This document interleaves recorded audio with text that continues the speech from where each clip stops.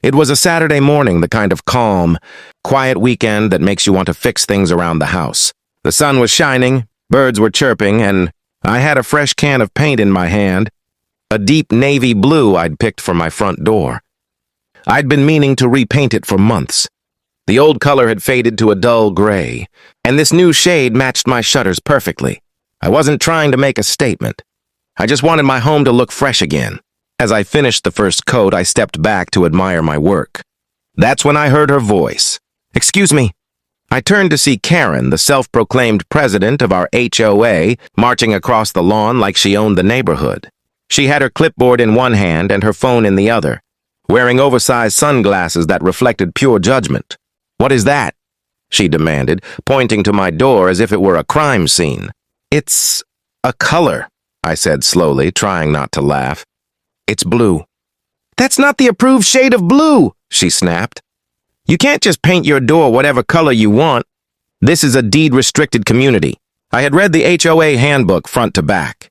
Nowhere did it say anything about door color restrictions, only that you had to maintain your home's appearance. I told her that. Karen smirked. "Well, as the HOA president, I can issue a fine for violations of aesthetic consistency. Consider yourself warned." She scribbled something dramatically on her clipboard and strutted away. I rolled my eyes, shaking my head.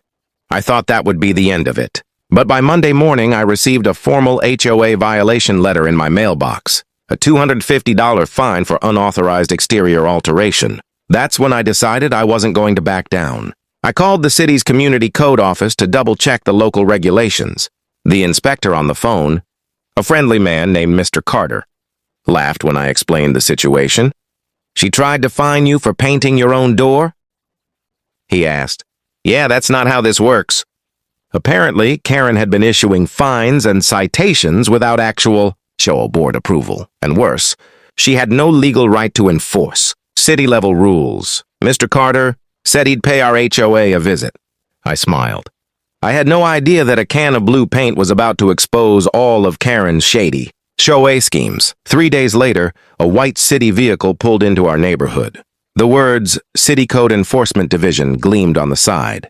I didn't have to guess who it was. Mr. Carter had kept his promise. Karen was already outside, pruning her roses like she was preparing for an inspection herself. When she saw the city car, her expression went from smug to suspicious. She dropped her shears and hurried toward the sidewalk. "Good morning," Mr. Carter said cheerfully, stepping out with his clipboard. "I'm here regarding some resident complaints." Karen plastered on a fake smile. "Oh, wonderful. I'm the HOA president. I handle all complaints in this neighborhood. You can just talk to me." Mr. Carter raised an eyebrow. "Actually, I'm here to confirm that residents' rights are being respected. May I ask your name?" She puffed up proudly. "Karen Livingston, HOA president and community manager." "Community manager, you say?" Mr. Carter repeated, jotting something down. "Do you have documentation proving that role?" Karen blinked. "Well, the board knows who I am." Mr. Carter smiled politely. "That's not the same as being legally recognized by the city." At that moment, I stepped out onto my porch, coffee in hand, pretending not to listen, but I absolutely was. Karen turned sharply toward me. "There he is," she barked, pointing her perfectly manicured finger. "He's the one who violated HOA standards by painting his door an unapproved color." Mr. Carter looked at my door, then back at her. "And what specific ordinance or HOA clause does that violate?" Karen opened her binder, flipping through a pile of papers. It's in here somewhere. Section something." Mr. Carter stepped closer, scanning the documents. He frowned. "These are printouts of city codes, not HOA bylaws. And most of these are out of date." Karen's face turned the color of my blue door. "Well, I'm just trying to keep the neighborhood looking respectable." "That's admirable," he said. "But issuing fines without legal authority is not only improper, it's a civil violation. You can't impersonate a city official or collect money under false pretenses." Her jaw dropped. I wasn't impersonating anyone."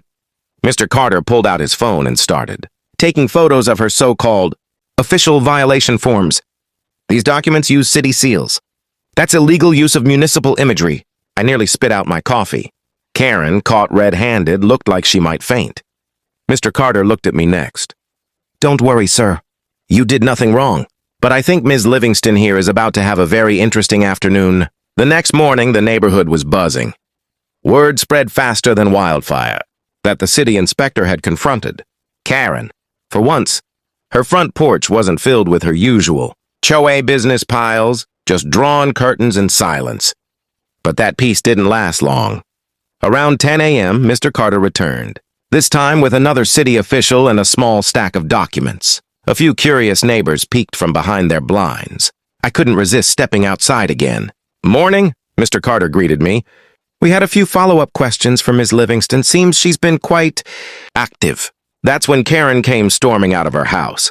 Gone was her calm, controlling tone. She was defensive now.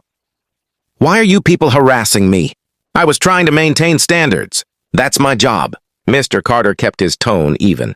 Your job was never authorized. We've reviewed complaints from 6 residents, all fined or threatened by you for imaginary violations. He flipped through a folder. Unauthorized mail notices, demands for payment, threats of property liens. Karen's eyes darted nervously. That's just HOA policy. Actually, Mr. Carter said, HOA policies require board approval. Not one person acting as judge, jury, and collector.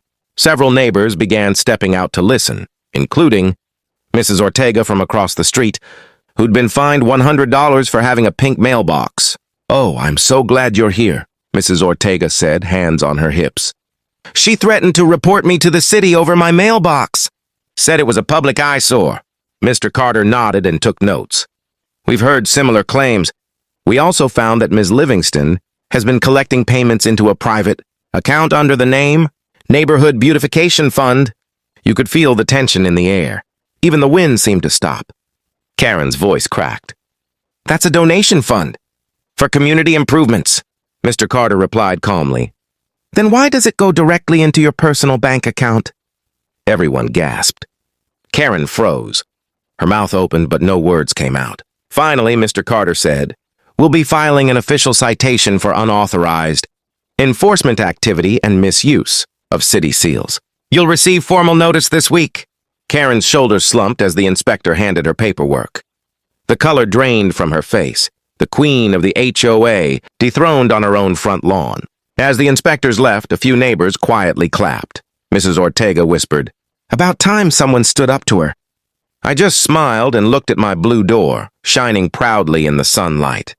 Who knew a can of paint could uncover this much corruption? A week later, the neighborhood had a different energy. For the first time in years, people smiled when they passed each other. Kids played on the sidewalks again, without Karen shouting about noise violations. The air felt lighter.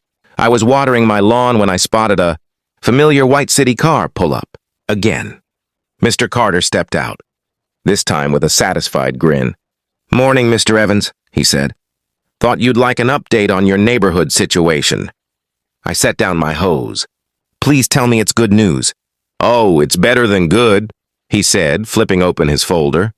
Ms. Livingston was fined for unauthorized use of municipal seals, improper collection of funds, and obstruction of code enforcement. I blinked. How much are we talking about?